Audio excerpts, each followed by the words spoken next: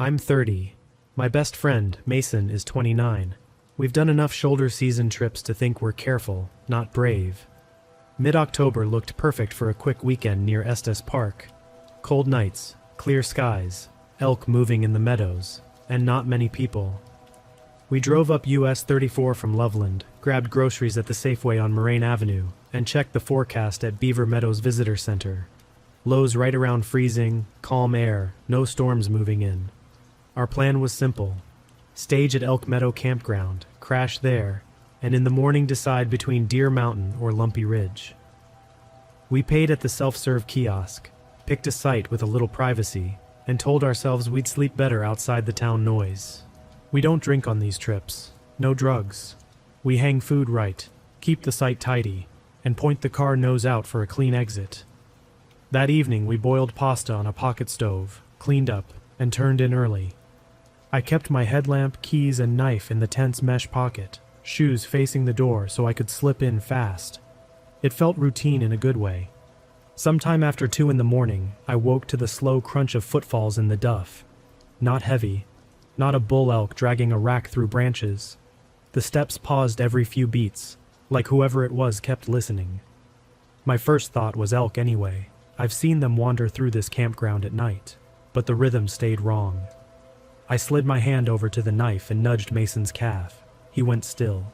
I unzipped the tent door an inch. Under a thin layer of cloud, the campground had just enough light to show shapes. A man stepped through the edge of our sight, barefoot. Torn denim jacket, no hat, no pack. He moved carefully, but not like he was cold. His toes were dark, nails thick with dirt, or worse. His cheeks looked raw, the kind of raw you get from exposure, but not the blue-white color you'd expect if he were freezing. He sniffed the air, not at our food hang, but toward the tent. He moved to the rope where our bag swung between 2 trees, glanced up and ignored it. He crouched right in front of our door and stayed there.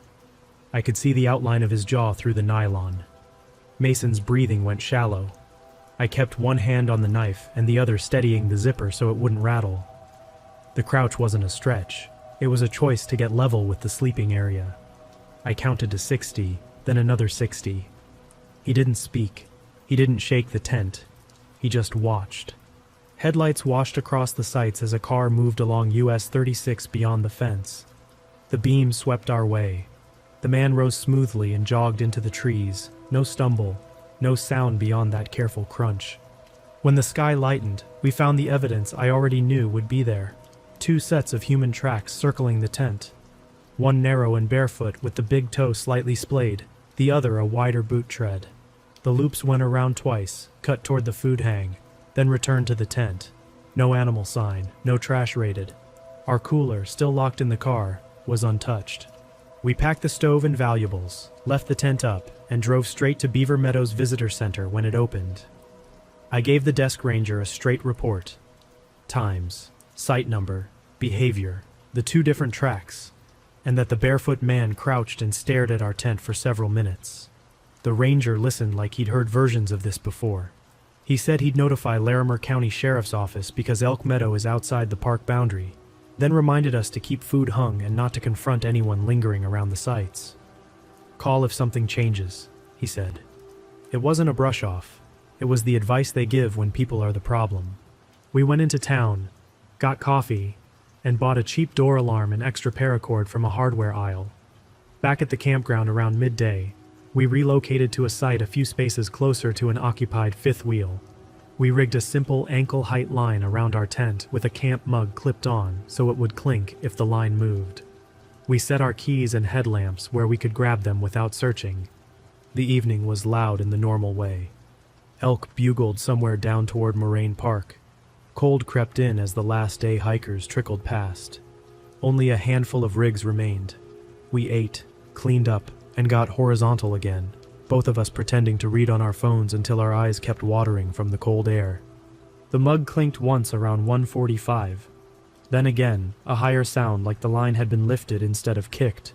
The vestibule zipper twitched, slow, testing. Mason's hand found my forearm. I slid my shoes on without tying them. 2 men spoke just outside. Not right at the door, but close enough that I felt the fabric move a little with their steps. I couldn't make out words, only the way one voice carried more weight. A finger pressed into the nylon near my knee. Whoever it was mapping where bodies were. I dialed 911 with the volume on mute and gave the dispatcher our site number and a clean summary. She said an LCSO unit was on the way, 15 to 20 minutes. We didn't announce anything. We didn't cough or rustle or try to scare them off. We stayed still. The heavier steps shifted to the vestibule. The cord tightened, then slackened. Someone tugged the zipper half an inch and held. I pressed my palm against the door to keep it closed, imagining the blade under my other hand and what it would feel like if I had to use it through nylon. I didn't want that. I wanted the sheriff's headlights and an easy exit. Lights swept the campground, this time turning in. The men moved fast into the trees at the fence line, not crashing, just gone. A sheriff's SUV rolled up minutes later. The deputy kept his voice low, moved his light like he knew the difference between searching and waking people, and found partial prints behind the site. The same barefoot pattern in the duff, and a heavier boot tread cutting toward Mary's Lake Road through a break in the split rail. He knocked on the fifth wheel 2 spaces down. No one there had seen anything. He offered to sit with us until dawn or escort us out. Pride made us decide to hold. I didn't sleep again. At first light, we broke camp fast. Everything went into the car. We told ourselves we'd at least see the elk in the open before heading home. Drive-by only, no hiking. We turned left from the campground and pulled into a paved turnout just past the Beaver Meadows entrance. A few other cars idled with windows cracked. I felt better with bodies around, even if no one knew us. Across the meadow, a denim jacket stood half inside a willow thicket. Bare legs, bare feet. He wasn't glassing for animals. His head turned from pull-out to pull-out, and then it stopped on ours. He stepped into the open and crossed the road down the line from us, not looking at traffic. I hit the lock button anyway, and started the engine. "Go," Mason said. A second man stepped out from trees near the access drive. Ball cap, boots. He didn't block the lane. He placed himself where we would roll if we pulled out. I backed hard, tires chirped on cold pavement, and turned toward town. In the side mirror, the barefoot man broke into a run, his feet slapping asphalt, the other one jogging the shoulder. They didn't shout. They didn't wave their arms. They angled for our passenger side like they knew the timing of the curve below the visitor center. At the small roundabout by the visitor center, they cut across the grass to keep us in view. I took US 36 downhill. Past the park and ride, an old sedan eased out from a gravel patch with hazard lights blinking. It didn't block us completely. It rolled just far enough to force a choice. I shoulder-checked for the right. The barefoot man was already there, sprinting along the white line, his hand looking for the seam of our passenger door. A Colorado Parks and Wildlife truck appeared behind us and let a quick siren chirp. The sedan jerked onto the shoulder. The barefoot man veered into the ditch. The man in boots disappeared behind a sign. I stayed on the horn all the way into Estes Park and pulled straight into the lot for the police department. We gave statements to an officer from Estes Park and the LCSO deputy who met us there. Same facts, same times, same details. I showed them the notes I'd typed after the first night. Site number, direction of the fence break, the thing with the zipper. The deputy nodded like that matched other reports he'd heard. They told us they were going to sweep the pullouts, the trailheads, and the storage lots down by Mary's Lake Road. People camp in the scrub there in the off-season. Some are just broke and trying to stay warm. Some test cars and tents. We went home that afternoon. By the time we hit Loveland, the relief had faded into the kind of fatigue you get after a narrow miss. I slept hard that night, and when I woke up, the tent smell on my skin made me flinch before I remembered I was in my apartment. Late the next day, a ranger called. They'd found a makeshift camp behind a storage yard off Mary's Lake Road. 2 men were detained there, and a third was sighted near Lake Estes after he tried to flag drivers with a "my car won't start" story. The descriptions matched our denim jacket and the boots. The barefoot guy had shoes, but they didn't fit. Thrift store pickups, the ranger guessed, so he sometimes took them off to move quieter and to break up tread patterns. In their camp were food items, hand tools, and small stuff that campers lose or report missing when the season thins out. Tent stakes, cordage, a couple of cheap headlamps, A multi-tool, a bag of propane canisters. Nothing like a weapon stockpile. Enough to paint the picture. The ranger didn't dress it up. They've been testing zippers and looking for unlocked cars after dark, he said. Waiting for the easy ones. You called at the right time. A week later we got a short follow-up. The two main guys were charged with trespass and theft. The driver with the hazards got a citation for assisting. Our report was added to the stack. If the DA needed us, someone would call. No one did after that. What stuck with me wasn't any supernatural idea. It was realizing how quickly a quiet campground turns into a spreadsheet of your decisions. Did you park nose out? Are your keys where your hand lands in the dark? Do you know the road to town without thinking? Do you get out the first night, or do you wait to see what happens the second?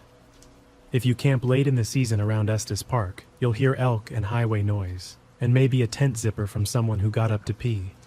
If you hear slow, patient steps that pause to listen, call. Bring other people into it. Move your site closer to neighbors, or leave. Don't run the stubborn experiment we ran. I still like the sound of duff under boots. But sometimes, when my apartment gets quiet and the fridge kicks on, I remember the weight of a finger pressing into a nylon wall, and the kind of attention that doesn't come from animals or stories. It comes from people who learn your routines and look for the seam. That's all this was, and that's exactly why it was terrifying.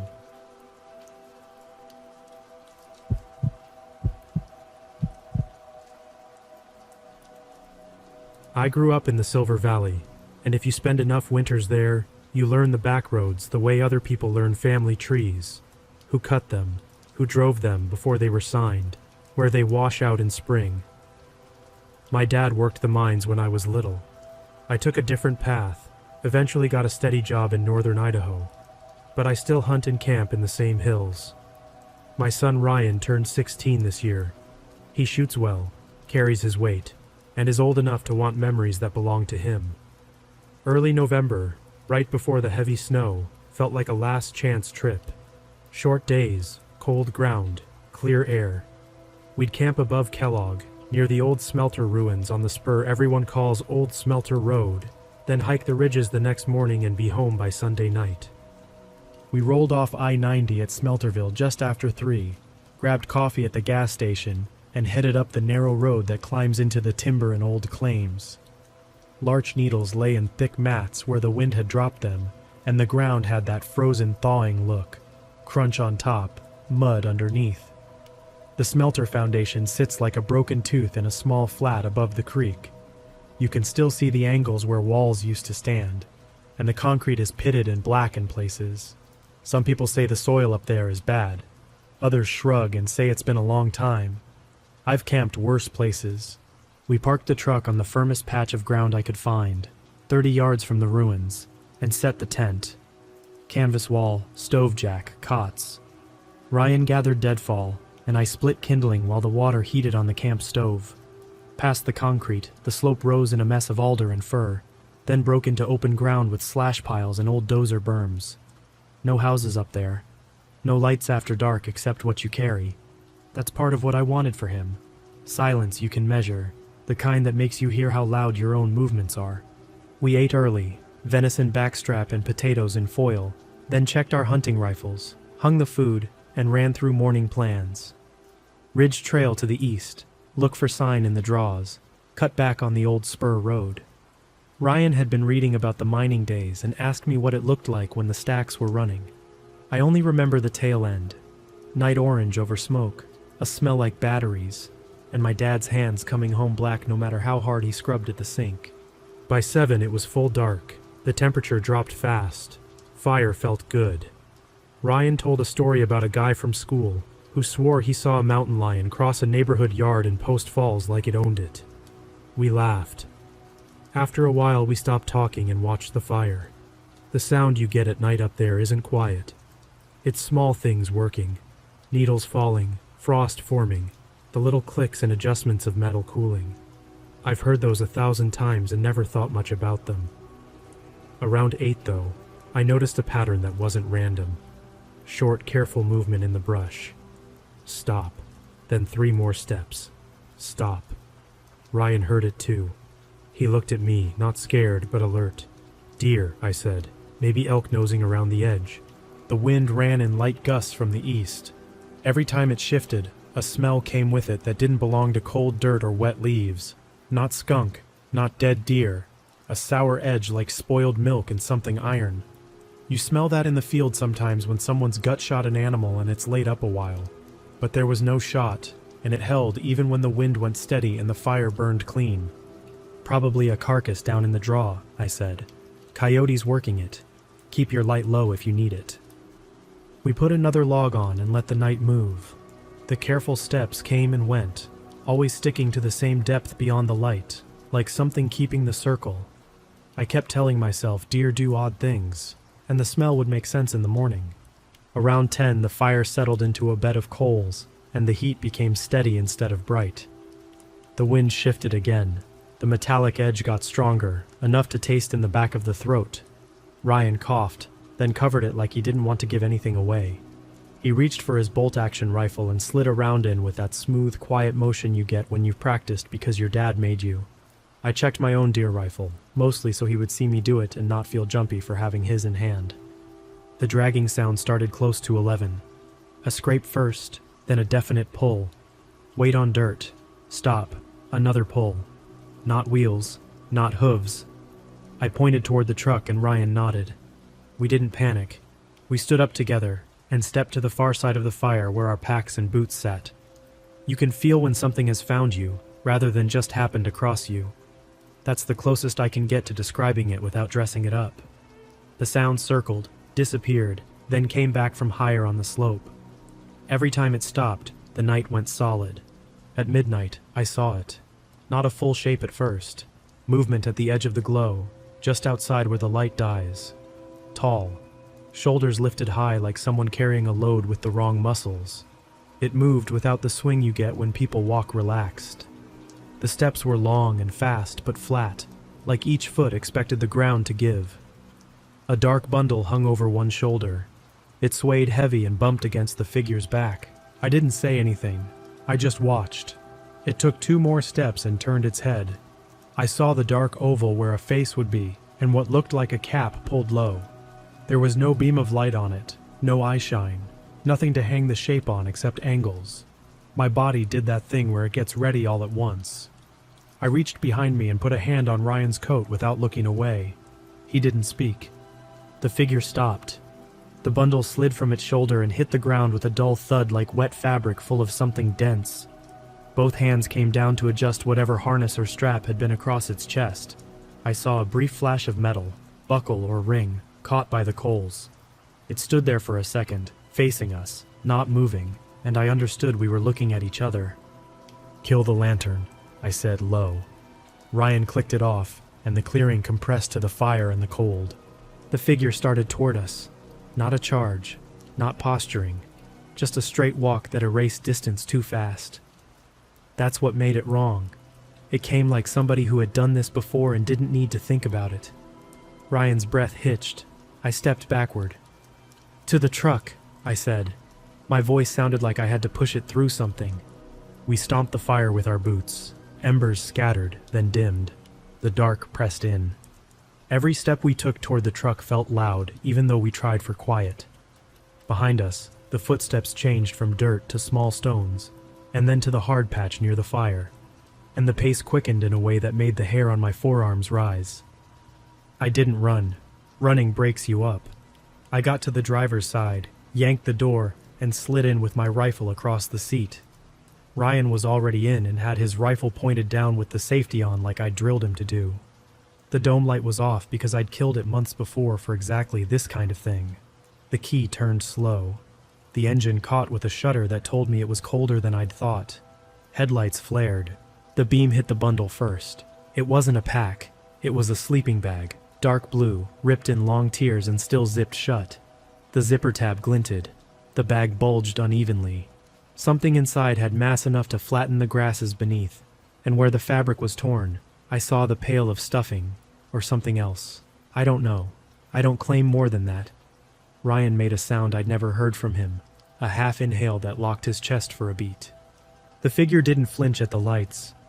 It was closer than I wanted to see. A long coat hung stiff over pants tucked into boots. The shoulders were square and wrong in the coat, built out or crooked, I couldn't tell. The head stayed down like somebody peering from under a brim. I couldn't make features. The smell hit us hard through the truck's vents, sweet and sour and metallic, and that snapped everything loose. "Seatbelt," I said. He clicked it. I dropped the column shifter into drive. The rear tires skated on the icy top layer and then bit. Gravel pinged the undercarriage. The figure took 3 more steps and blurred at the edge of the beams as I turned.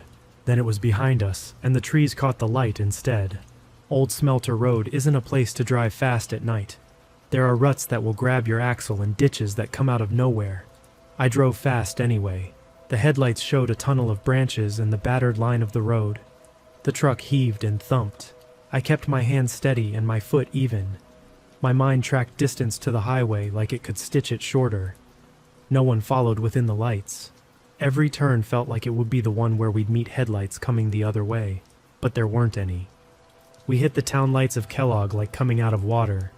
I overshot the turn for the motel and took us straight to the Shoshone County Sheriff's Office. The lot was mostly empty. I parked crooked and left the truck running. Inside, the night deputy looked tired until he saw our faces and our rifles cased under our arms. Then he stood up straight. I told him everything. I didn't try to make it sound tidy. Ryan sat next to me and stared at the floor, listening. The deputy nodded the way cops do when they're listening for the parts they can act on. He asked where, how far up the spur, exactly what I'd seen. When I got to the sleeping bag, he asked me twice if I was sure it was zipped. I said yes. He asked if I'd touched anything. I said no. He called someone in the back. Within 15 minutes, 2 more cars rolled in, one with a crime scene kit in the back. They asked us to hang around town and to make a list of anything we'd left at camp. They didn't tell us to go back. They didn't tell us not to. Their eyes said enough. We checked into the Silver Mountain Motel and agreed we wouldn't go home until someone told us to. I slept in pieces. Every time my eyes closed, I saw the bag on the ground in the headlights, and the way it held its shape.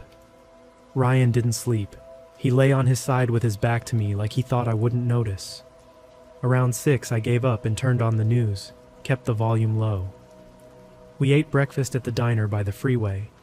A retired miner at the counter looked over once, then again, then turned his stool. "Roads up there ain't for camping this time of year," he said. Not a question. He had the kind of face that gets carved by weather. "We were headed out first thing," I said. He nodded. "Some folks don't come down in winter. Claim jumpers sometimes. Other kinds." He took a sip of coffee. "You leave it alone when the smell's wrong. You did that." By late morning, a detective met us at the station. He had the grave, measured manner of a man who has delivered news before. He thanked us for reporting, said a team had secured the site, and told us there would be an investigation. He didn't tell us what they found. When I asked, he shook his head once and said, "You did the right thing. Go home. We'll be in touch if we need you." We drove back on I-90 with the heater blowing hard and the day looking cleaner than it felt. At Smelterville, I glanced toward the hills and hated that I couldn't see any part of where we'd been. Those ridges fold into each other. You can be 100 yards off the road and not exist to anyone. At home, I unloaded the rifles and made Ryan show me his hands. They were steady. He said he was fine. He wasn't. I wasn't either. We didn't say that out loud. I made venison chili, and we ate too much of it and watched a dumb show. The house felt small in a way that usually means safety. That night, I locked the back door twice. 2 days later, a deputy from Shoshone called to confirm our serial numbers on the rifles and ask if we'd be available if needed. He didn't say for what. A week after that, a short item ran in the paper about evidence collected in connection with a suspected crime scene north of Smelterville. No names, no details. People at the grocery store talked over their carts like they were standing at a fence. Somebody said the sheriff's office had asked the Forest Service to close part of a spur road due to unsafe conditions. Someone else said a game warden told her to stop hiking alone near the old stacks. In towns like ours, truth and rumor take the same routes. 3 weeks later, a detective sat at our kitchen table and unfolded a single sheet of paper. He said they'd identified a missing person from Spokane Valley using a dental match. He said remains were recovered. He didn't use words like accident. He didn't ask us to look at photos. He asked one more time if either of us had touched the sleeping bag. We said no. He said there was an ongoing investigation and thanked us again for leaving when we did and calling when we did. He told me, quietly because Ryan was in the next room, that the decision not to lift the bag, not to poke at it or open it or try to be a hero in the dark, had likely kept us from being part of the case instead of witnesses to it. I took Ryan for a drive after the detective left. We didn't go near Kellogg. We ran the lake road and looked at early ice new to the coves. I told him fear is information, and that leaving is often the smartest thing a man can do. I told him there's a kind of person who uses places like Old Smelter Road the way a snare uses a game trail, and that recognizing that has nothing to do with being brave or not. He said he understood. He kept his eyes on the water. In spring, when the last of the snow receded from the north faces, I took a roundabout way back from a job and passed the turn for the spur. There were fresh signs posted, no trespassing, authorized vehicles only, and a new chain across the rough entrance where people used to pull off to shoot or drink. It wasn't much of a barrier. It was enough to make me keep driving. We never went back. The gear we left up there, a folding saw, a camp chair, a small lantern, stopped mattering the second I saw the bag. Sometimes I think about the figure's gait, that flat step that ate up ground like a machine set for a job. I remind myself it was just a person, because that's the most frightening and the most useful way to hold it. A person did that. A person carried that weight on a shoulder. A person decided where to stop. When people ask why I keep a hard rule about where we camp now, I tell them the truth. We spent one night above Kellogg near the old smelter.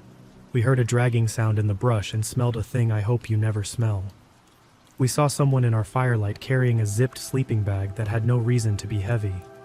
We left. We drove to town and told the sheriff. Someone's loved one got identified. Somewhere a family got an answer they'd been waiting on. If there's anything worth making a rule around, it's that. On clear winter mornings you can see the ridges above Smelterville from the freeway. They stack up dark against the sky, fold after fold. I still catch myself looking up as I pass, not because I want to go there, but because those hills are a map of decisions. We set up a tent, we made a fire, we listened, we left. My son came home. That's the whole story, and it's enough.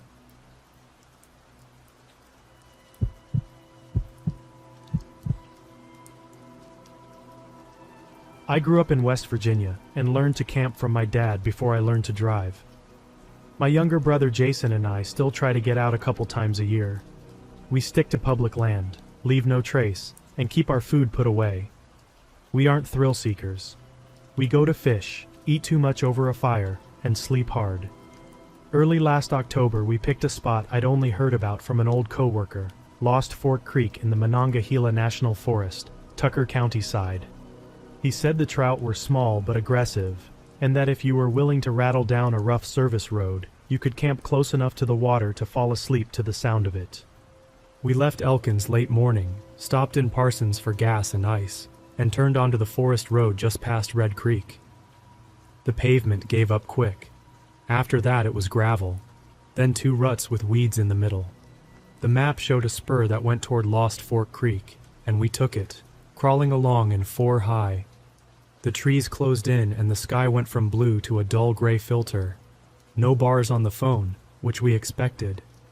We passed one faded wooden sign with a Forest Service number I don't remember, and one fire ring that looked like it hadn't seen a flame in years.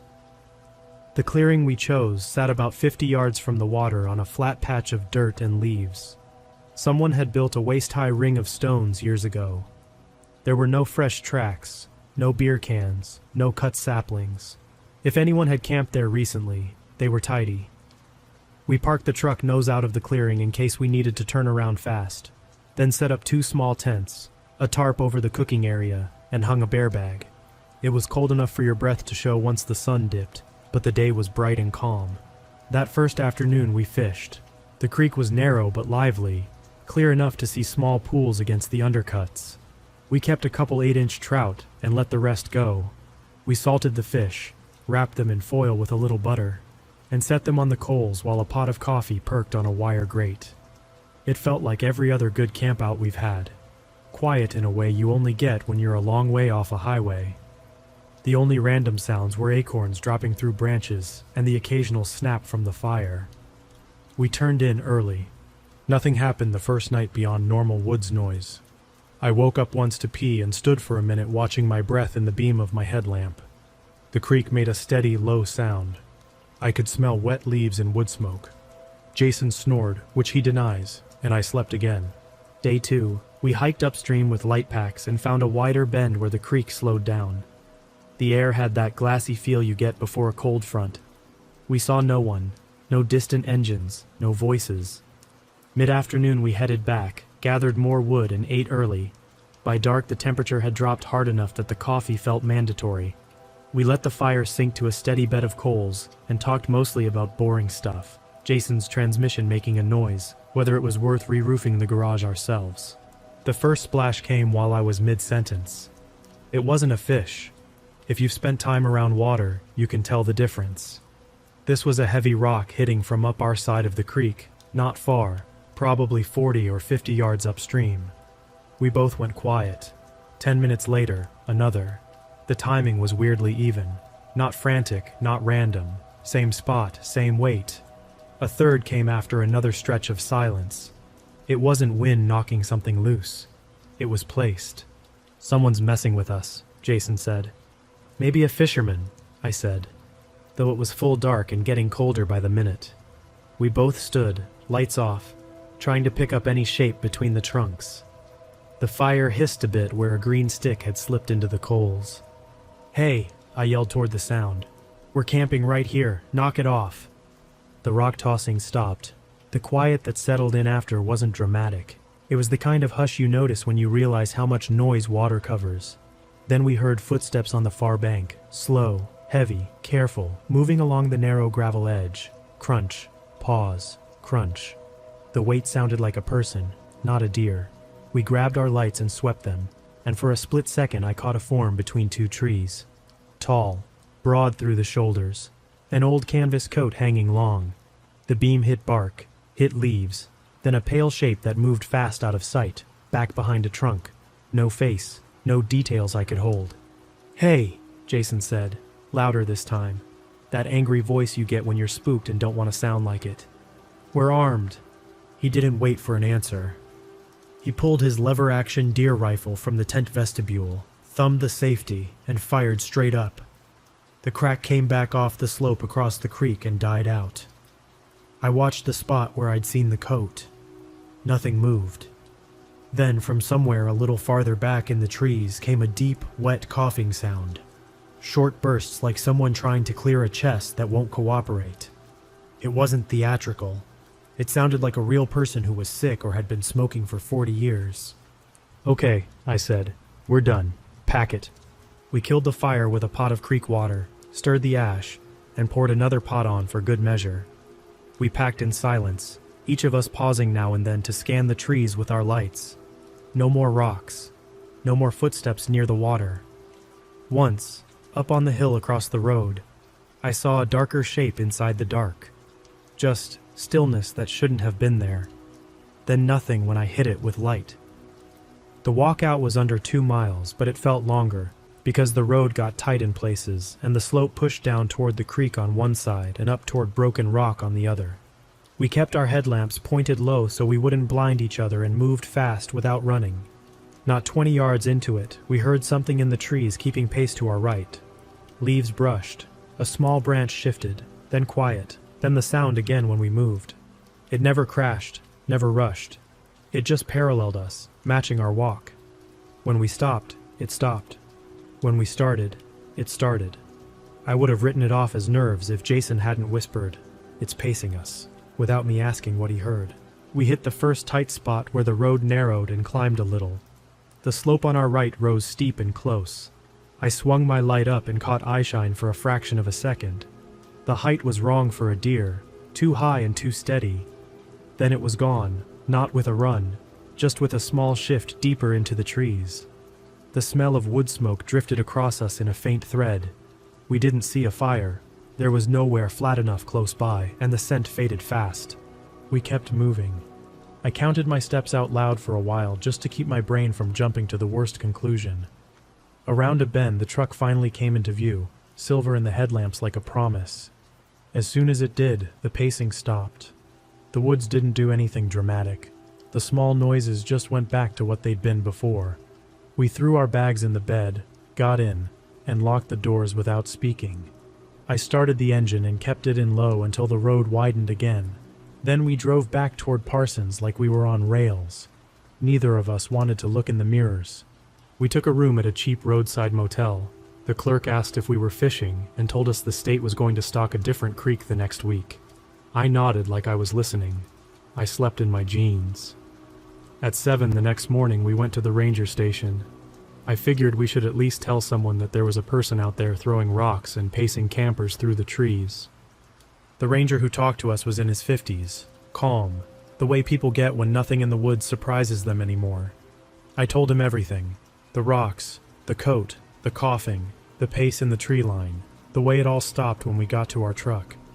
I was careful not to add any extra to make it sound more dramatic. He listened until I finished, and then asked what road number we'd taken in. I told him what I remembered, the turnoff past Red Creek and how the spur got tight. He nodded and said, "Lost Fork." He didn't act shocked. He didn't joke.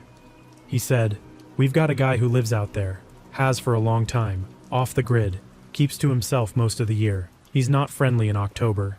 There aren't enough people around and he doesn't like company close to the creek. If you camp too near his area, he'll try to make you leave. Rocks. Footsteps. Sometimes he coughs loud enough you can hear it across the water."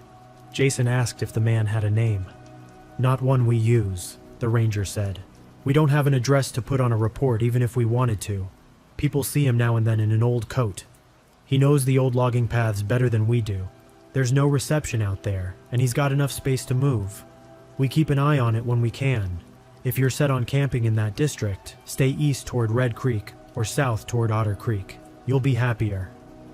"So what do we do?" I asked. "You already did it," he said. "You left. I'll log your note. If you go back into Lost Fork in the fall, stay well off the water and don't set up at any old rings. If he starts with the rocks, don't yell back and don't try to chase him. Just leave. He's not chasing you off the forest. He's chasing you off his spot." He said his spot without drama. Then he thanked us for coming in, reminded us of the fire rules, and that was it. We got breakfast in Parsons, sat quiet for a while, and drove home. On the way we passed 2 access points for dolly sods and agreed out loud to stick to places with actual trails and other campers for the rest of the season. We didn't tell the story to make it sound supernatural because there was nothing supernatural about it. It was a person. A big person in a coat who knows those woods better than we ever will. I still camp. I still fish. I will not camp near Lost Fork Creek again. There's a difference between solitude and someone else's backyard. I can still hear that coughing when I think about it, and I can still feel the steady pace in the trees lining up with our steps. Nothing theatrical, just a reminder that we weren't alone, and that we'd wandered where we weren't wanted. The next time we went out, we camped near a maintained trail, and woke up to 2 trail runners laughing as they passed our site at dawn. That sound was a relief. A month later I called the ranger station back to ask about winter road closures, and the person who answered recognized my name. He said the same thing the first ranger did. If we wanted quiet and safe, stick to Red Creek or Otter Creek, and give Lost Fork a wide berth in the shoulder seasons. We have. When people ask me for a good fall spot, I give them those names and leave Lost Fork out of it. Some places are pretty because they're empty. Some places are empty because someone made them that way. For what it's worth, I don't think the man wanted to hurt us. He wanted us gone. We went. That was the end of it. That's the whole story.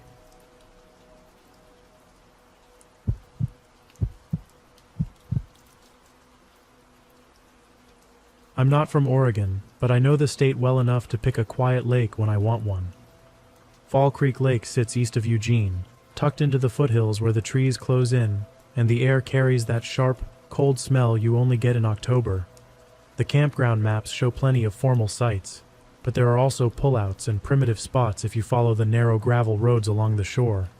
That's what we were after: space, a fire, and a weekend without anyone parked 10 feet away. It was supposed to be our last easy trip before the heavy rain set in. Rachel and I left Eugene after lunch, stopped in Springfield for fuel and ice, and took the highway out toward Lowell. By the time we turned off onto Big Fall Creek Road, the sky had that flat gray look it gets before dusk. The lake ran beside us on the left, quiet and slate-colored, the surface so still the trees reflected in it like a second shoreline. We passed a couple of day-use areas, a shuttered snack stand, and a closed restroom building with the doors chained. Farther on, the asphalt gave way to good gravel, then to something rougher. Potholes, washboard sections, and more fallen leaves than road in places. We found our spot at the end of a faint spur. It opened to a small clearing about 20 yards from the water, with a blackened ring of stones where someone had built a fire earlier in the season. No one was within sight. It felt like we'd chosen the last open mouth of the lake, the part where even the small boats don't bother to go. We set the tent, staked the corners, and ran a tarp from a low branch to keep the drizzle off the entrance. I gathered wood while Rachel sorted the cook kit. The air cooled fast. I could see my breath by the time I got flame in the pit. The heat on my hands felt good, almost medicinal. After we ate, we walked the trail that hugged the shore. That's where we saw him. He stood knee-deep in the shallows with a rod in his hand, slow casting toward a point that made a little pocket of calm water. He was older, late 50s or early 60s, with a flattened posture, like he'd done a lot of work that never let his back fully straighten again. An old green rain jacket hung open at the chest, and his jeans were wet to the knees. He turned when he heard our steps on the gravel and gave us a small wave. Not friendly exactly, more like acknowledgement. His face didn't match the wave. His eyes stayed on us a little too long, tracking us the way you watch a car that might drift into your lane. "Evening," I said. He didn't answer. He looked at Rachel, then at the trail behind us, and then back at the lake. The rod tip twitched. The line made a lazy arc and landed near the point. We walked on. When we were out of earshot, Rachel said, "No cooler, no bucket, no tackle box." "He could have stuff in the truck," I said. "What truck?" she asked. We hadn't seen one close by. Back at camp, we added wood and sat close. Rachel read on her phone until the battery ticked into the red, and she switched it off and put it away. A breeze moved across the lake, nothing heavy, just enough to push smoke past us in small waves. Around 10, the drizzle got steadier. We put out the fire, zipped the tent, and crawled into sleeping bags. The rain sounded like a constant soft hiss on the tarp and the nylon above our heads. I fell asleep fast. Sometime after midnight, I woke up to a noise against the tent wall. It wasn't scraping. It wasn't the sound of branches. It was that faint, dragging brush you get when something moves close and the fabric trembles against it. I lay still, breath held. After 5 or 6 seconds, there was another touch, higher this time, closer to the zipper. "Raccoon," I whispered to myself, because saying something out loud sometimes makes it true. I unzipped, leaned out, and hit the flashlight. The beam cut the clearing into clean shapes: fire ring, stacked wood, the tarp line, wet leaves, our cooler. The rain had stopped. No animal eyes reflected back, no sound of claws scurrying off. Just the lake breathing quietly at the edge of the dark. "Anything?" Rachel asked behind me. "Nothing there," I said, and let the flap fall. I listened for another minute. It stayed silent. I told myself a strap had worked loose and tapped the nylon. I tightened a guy line, checked the zip, and got back in. I slept, but lightly, the way you sleep on planes. Technically unconscious, but a sentence away from waking. Morning came gray and clean. We made coffee and oatmeal, and decided on a longer hike before lunch. As we turned onto the main trail, we saw the fisherman again, in the same general spot as the night before. He didn't look surprised to see us. He didn't look anything. He reeled in, cast out, reeled in. When we were adjacent to him, he gave the same small wave, exactly the same shape of hand and wrist, like he'd practiced it. I nodded back. Rachel kept her eyes on the path. "Still no cooler," she said when we'd passed. "Maybe he's catch and release," I said. But even as I said it, I didn't buy it. No net, no stringer, no pliers clipped to a pocket, not even a small tackle tray in the jacket. Just a rod in the water and that stiff posture. The loop took us higher along the shoreline and then dropped us back toward the road. We returned to camp mid-afternoon. The temperature had dropped a few degrees. We collected more wood and watched cloud bands creep over the hills on the far side of the lake. The idea of the noise from last night sat in my head like a small weight. I didn't talk about it, but I did something about it. In the glove compartment of the car, behind the registration and a faded state parks map, I kept a small luggage lock, the kind that threads through zipper pulls on a backpack. I brought it back to the tent, clicked it through the 2 metal loops on the main door, and held it up with a mock grand gesture. "High security," I said, and made Rachel smile, but I wasn't really joking. We ate early. By 9, the light around us felt thin and cold. We doused the fire and retreated to the tent. I lay awake longer than I wanted to, counting Rachel's breaths to keep my own even. At some point, I must have slipped under, because the next thing I knew, Rachel's hand was on my shoulder, squeezing hard. "Do you hear that?" she whispered. I didn't at first, then I did. It was the zipper. Not a fast pull, not that loud rasp you'd hear if someone didn't care who noticed. It was the slow test of tension, 1 millimeter at a time, the way you open something you don't want to disturb. The fabric above the door vibrated as pressure shifted against it. I slid my hand to the flashlight. I knew where it was by feel. I kept my thumb off the switch. Rachel's grip got tighter. The sound continued, 2 inches of pull, then stop, then a little more. The lock should have stopped it. I pictured the 2 little metal loops threaded together. I pictured a hand worrying at them in the dark. I held the light low against my chest. I waited until the sound hovered right above the pulls. Then I turned the light on and shot the beam straight through the nylon at the zipper. The thin fabric glowed pale, and for a fraction of a second a shadow cut across it, taller than I'd expected, a shoulder and a head, the outline of a forearm raised. Footsteps followed, quick ones, not trying to hide now, crunching through wet leaves, not toward the road but deeper into the trees on the inland side of the clearing. I tracked the beam along the seams, then killed it and listened. The footsteps faded, then nothing, not even the sound of the lake. We sat like that for a long time. We didn't talk much. There wasn't anything to say that didn't sound like a guess. At one point I said, "If he's still out there, he knows we're awake." And that made Rachel's breathing go shallow, so I stopped talking altogether. I held the flashlight in my hand until my fingers hurt. First light took its time arriving. When it did, it came in a dull block. We unzipped and stepped out. The air carried the damp smell of soaked dirt. The clearing looked normal until we looked down. There were boot prints around the tent. Big ones, probably a size 11 or 12 by my eyeballing. They came in from the trees, circled wide once, tighter again, and then stopped in front of the door. The mud was fresh enough to hold small tread marks.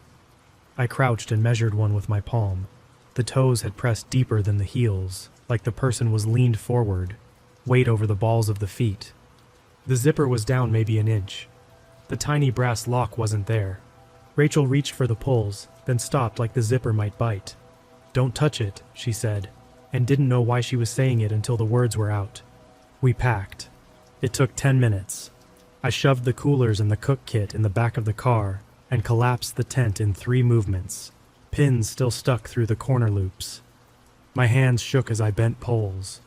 The clearing felt different in daylight, exposed, not safe. We took the trail back to the main road. I kept turning to look behind us, checking for movement that never came. The world was quiet in the way it gets after a long night.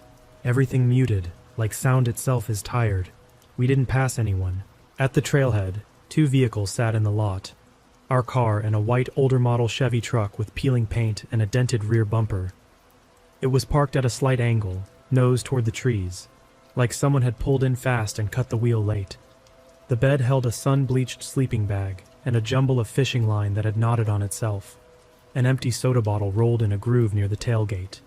Rachel slowed. "Is that his?" she asked. "I don't know," I said, but I knew. It was the only truck here. The driver's window was up. The passenger's window was down an inch.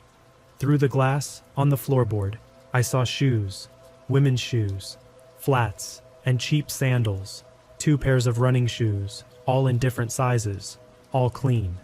Not lined up, not tucked away, just piled, like they'd been kicked there.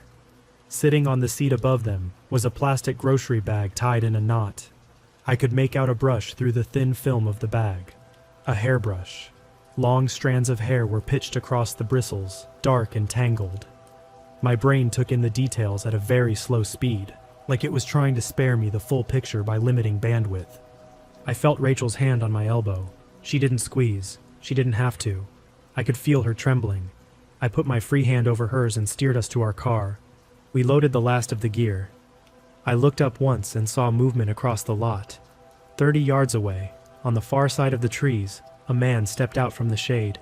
Same posture. Same green jacket. No rod in his hand. He looked at us, no expression. His eyes tracked the way they had the day before, following the space between us, then settling on the line of the road. I turned the key. The engine caught on the first try, thank God. We backed out, pulled onto the gravel, and didn't speak until we hit pavement again. "Sheriff," Rachel said. "Sheriff," I agreed. We drove straight into Eugene. The Lane County Sheriff's Office sits in a squat complex not far from the river. We parked, walked in carrying nothing, and told the duty deputy we needed to report something. The man behind the glass didn't interrupt. He handed us a form, then came around to a small interview room and let us talk it out. I told him everything, starting with the first wave on the trail. I described the tent, the lock, the zipper noise at 3 in the morning, the footsteps. I described the prints. When I got to the part about the truck, I paused and realized I'd been clenching my jaw hard enough to make my teeth ache. "Did you get a plate?" he asked. "No," I said. "I didn't want to get closer." He noted that, tapped the pen once, and moved on. "You said women's shoes," he said. "Different sizes?" I nodded. Rachel did too. She was holding her hands folded tight against her stomach, like she was trying to keep everything inside. "Any other details on the truck?" he asked. "White Chevy," I said. "Older body style, big dent in the rear, passenger window down a little." He asked us to draw a rough map of where we'd camped. We did. He wrote Big Fall Creek Road across the top in neat block letters. He asked if we'd touched the zipper that morning. We said no. He asked if anything was missing from our camp. I said I didn't think so, and then remembered the lock. "The lock's gone," I said, and reached into the top pocket of my backpack to show him how we'd had it rigged. It was in there. I felt it before I saw it, the little brass square, cold against my fingertips. I pulled it out. My stomach dropped in a clean, simple line. "I put this through the poles," I said, staring at it in my palm. "It wasn't on the tent this morning." "Could it have fallen off inside?" the deputy asked, not unkindly. "No," I said. "I would have stepped on it in the night. I would have heard it. It clicked closed." He didn't argue. He wrote something down, stood, and excused himself for a minute. He came back with a small paper bag and asked if we'd mind dropping the lock into it. I did. The bag made a dry shushing sound when I let go. "Look," he said, speaking like someone who had to weigh his words. "We've had some problems out there from time to time. Nothing I can promise is connected, but your report is helpful." He took our numbers and asked us not to go back to the lake that day. He didn't need to ask. We went home and scrubbed our gear in the driveway. I found muddy leaf bits folded into the tent seams and flushed them down the sink like they carried something you could wash off. That night, we slept with the bedroom window latched and a light left on in the hallway. I'd never been someone who needed that. 2 weeks later, I got a voicemail from a number I didn't recognize. It was the deputy. He thanked us for coming in. They'd identified the man we'd described and found his truck parked off a pullout near the upper end of the lake. He'd been living out of it. They'd asked him questions and collected items from the cab and the bed. He didn't say what those items were, just that they'd been cataloged. He asked me to call back if I remembered anything else. At the end of the message, he added one more thing.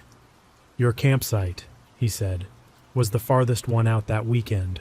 Given how quiet it was, that might have made you more interesting." He left it there. He didn't have to say more. That line settled into me in a way the night sounds hadn't. I kept seeing the prints around the tent, each one a real shape pressed into the mud, weight behind it. A person leaning forward to listen the way you lean when you adjust a watch band. I kept seeing the lock in my palm in the interview room, and I kept trying to figure the steps that put it in my backpack. I had one answer I didn't want to test. He'd reached into the tent far enough to remove it, then slid it inside, smooth as threading a needle. I've camped since then. I don't let fear build a fence around my life, but I don't pick the farthest spot anymore, not when the season's over and the last boats are back on their trailers. I don't walk past a fisherman without looking twice to see what he doesn't have with him. And if I hear nylon move against a hand again, I'm not sitting still. I'm getting in the car and going, even if it's 3 in the morning and the road out is bad. If you camp near Fall Creek Lake in October, and you see an older man on the shoreline without a cooler or a tackle box, that's your sign to choose a different direction. If you lock your tent, understand what a lock like that can and can't do. It buys seconds. It doesn't buy safety. We got lucky. Lucky that the beam hit when it did. Lucky that the footsteps went the other way. Lucky that we had a car, a road, and daylight ahead of us. We drove to the sheriff's office, told the truth, and someone listened.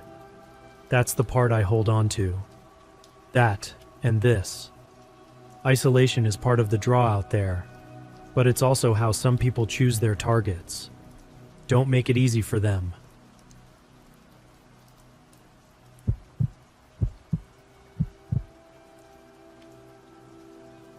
I camp alone a lot. I'm 34, live in Salt Lake City, and when work stacks up I drive south until the scenery changes my head. In late September last year, I took a long weekend and aimed for Dead Horse Point State Park outside Moab. I've stayed at the main campground before, but I wanted quiet. I studied the maps, found a legal backcountry site a few miles beyond the paved viewpoint area, and drove in on a rough spur off the access road. No cell service out there, just pale dirt, juniper scrub, and that red rock that makes the Colorado River look unreal from the cliffs. I parked late afternoon, hiked in a short way with my pack, and set up on a flat bench of sandstone about 200 yards from the canyon rim. The drop on that side is serious, straight down to the river. I pitched a small 2-person tent, stacked a windbreak out of flattish rocks, and made a cooking spot with my stove. I had 4 liters of water, a headlamp with fresh batteries, a basic first aid kit, and a compact 9mm I keep in a lockbox in the truck. I brought it to the tent because I was alone and a long way from help. The plan was simple. 2 nights, hike some slick rock routes during the day, read and rest at night. The first evening went like a lot of desert trips. I ate, watched the sky go black faster than it does in the mountains, and listened to small noises carry in the dry air. Around 10, I crawled into my bag and fell asleep fast. Sometime after midnight, I woke up. At first, I thought it was a dream, because I was hearing a man calling for help.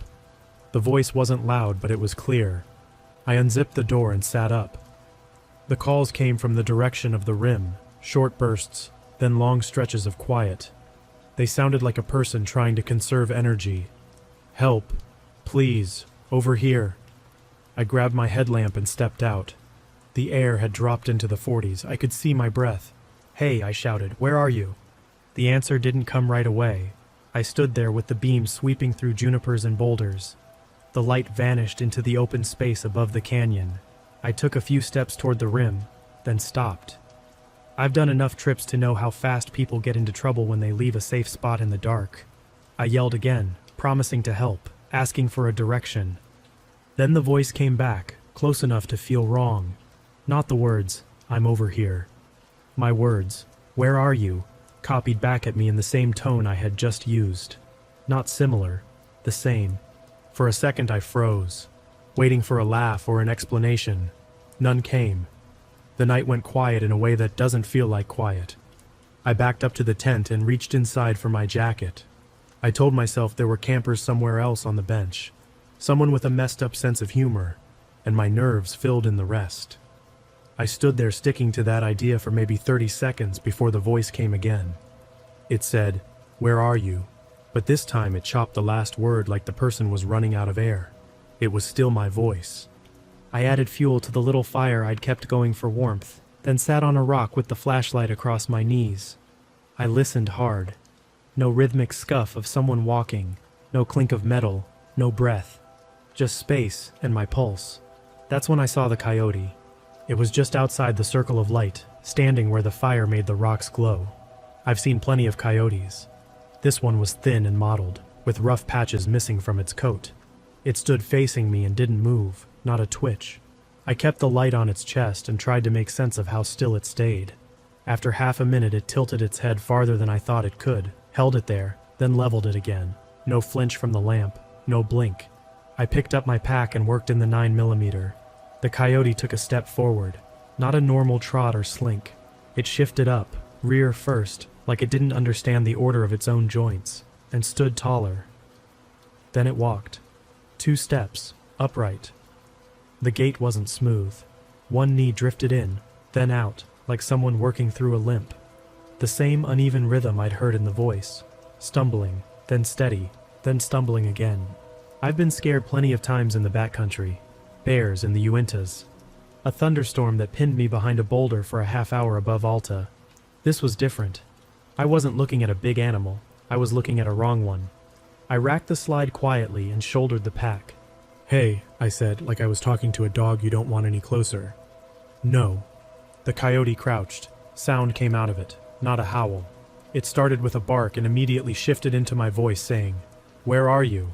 I didn't answer. I kicked dirt over the coals, swung the pack on, and grabbed my trekking pole. My truck was back on the dirt road up a faint trail that cut north through low brush and slick rock pavement. I hit the path and moved fast without running. I don't run at night off trail in the desert. A single bad step near those cracks and drop-offs can wreck your ankle and leave you done. I focused the beam on the next rock, the next patch of sand, the next branch. Something paralleled me to my right. Not all the time, just often enough that I noticed a pattern. I'd step. Then, after the gap of a held breath, I'd hear a soft crunch of grit that matched the distance of my last step. If I stopped, it stopped. If I counted 3 slow steps, I got 3 crunches after. When I angled the light hard over, I saw brush and rock and nothing else. About a mile from camp, the path slid into a shallow wash filled with round stones. My boots made too much noise. I took it slow and tried to keep my feet on bigger rocks. The wash made a weak S-curve and the walls got a bit higher. The beam reached farther down the bend and caught eyeshine ahead, 2 points low to the ground. They hovered there, then rose. The height changed quickly, from maybe 2 feet to something taller than me. The eye reflection slid behind a juniper trunk. I felt my mouth go dry. I kept moving. Behind me, a voice spoke in short pieces, not full sentences, chunks of things I had said to myself earlier in the tent. 2 nights. Windbreak. Truck. The sound drifted through the rocks like someone practicing lines and getting the words right, but the pace wrong. I stayed with the trail through small cairns I'd set earlier. Every few minutes I scanned behind me. Nothing there. The night takes away distance. Everything around me felt either 20 feet away or endless. I kept to the habits that make it home. Check footing, drink a little, breathe, keep the light where you need it. My mind wanted to jump ahead to the truck, to the keys, to the feel of the bench seat. I kept reeling it back to the next step. The land leveled out near the road. Sand took over from rock. The headlamp beam showed a faint set of tire tracks, and beside them, prints I didn't register at first because my brain filed them as some weird shadow pulled by the light.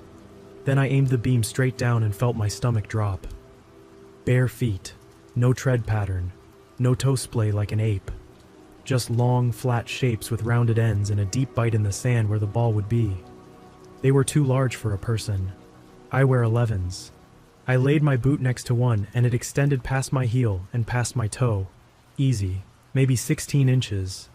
The stride between them didn't make sense either. Too long, like something that didn't care about distance. They led from the middle of the road toward the direction of my campsite. I've never been religious. I still said a quiet thank you that the prints pointed away from me. I turned my back on them and followed the road to the truck. The shape of it looked staged in the headlamp, like an object in a photo you're not supposed to trust. And then I put my hand on the door handle, and the relief hit so hard I wobbled. I opened the door and tossed the pack in. That's when the voice came again from down the road behind me, one line thrown hard. "Where are you?" It was mine, tight with the same fear I had felt an hour earlier. I got in and shut the door. I didn't check the back seat. I didn't aim the light anywhere except at the keyring. The engine turned and caught. I put it in gear and rolled forward with the headlights bright on the road. I kept it slow over the worst washboard, then faster when the surface improved. I didn't look in the mirrors. By the time I hit the paved section near the park entrance, the morning was pale. The turn for Highway 191 came up, and I took it toward Moab. I didn't see anyone on the shoulder, or any vehicles pulled off. My hands shook on the wheel until the sun broke the horizon. I stopped at the Moab diner because it was open, and because I needed other people around me. I sat at the counter, ordered coffee and eggs, and told the short version to the guy 2 stools down when he asked if I was okay. He was probably in his 60s, local by the way he talked about town. When I described the voice copying mine, he kept his eyes on his plate and said, "Don't answer calls from the canyons at night." He didn't explain. He didn't need to. I didn't argue, and I didn't try to make it sound logical. I finished eating and went to the ranger station. The ranger on duty listened and took notes. She was professional and didn't roll her eyes. She said they get reports every so often. Strange sounds, figures at the edge of light, tracks that don't line up with footwear. Sometimes they find campers who got turned around in the dark and made it a mile in the wrong direction. Sometimes they find nothing. She offered to accompany me back that afternoon to retrieve whatever I'd left. We drove out together in a state truck. A second ranger followed. We hiked in at noon, sun high, no mystery about what anything was. My tent was still there, stakes in, door open. My sleeping bag was half out like I'd pulled it with my foot. The fire ring was scattered. No large tracks remained near camp. The surface was too hard. In softer patches under the junipers, we found prints that could have been coyote, but they were odd.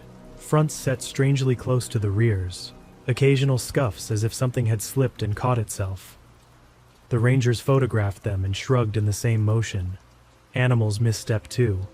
People missee things in the dark. They helped me pack the tent and stove. We walked back to the road and loaded up. On the drive out, we stopped at the spot where I'd seen the large prints along the road.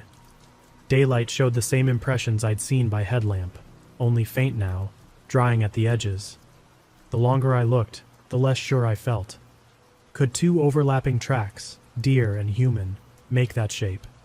Could a boot with the tread worn smooth leave something that looked barefoot on fine sand? The rangers didn't press it.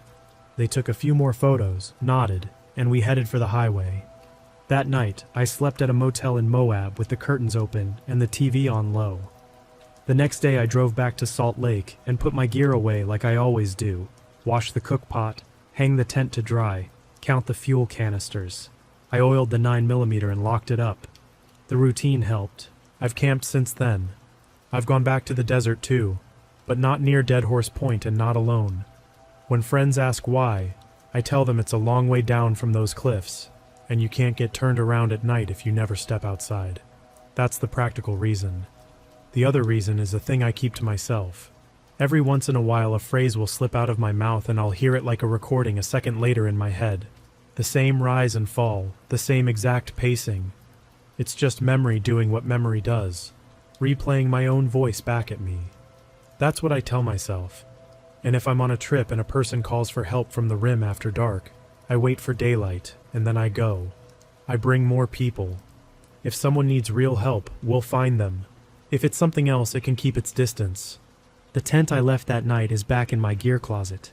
The only damage is a melted spot on the corner where I buried the coals too fast. It smells faintly like smoke and desert dust when I pull it out.